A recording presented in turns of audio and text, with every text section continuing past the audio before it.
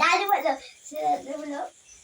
না না উল্টা পাল্টা হয়ে গেছে ভেটুল তুই বলা গেলে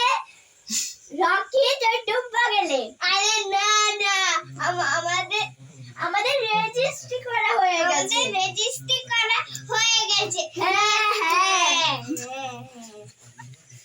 তোমাকে কি বলবো জামাই না বৌমা দিয়ে লোকটা কাঁদছিল হায় রে আমাদের ঘরের মেয়ে পালিয়ে গেছে রকির মা বলছে হায় রকি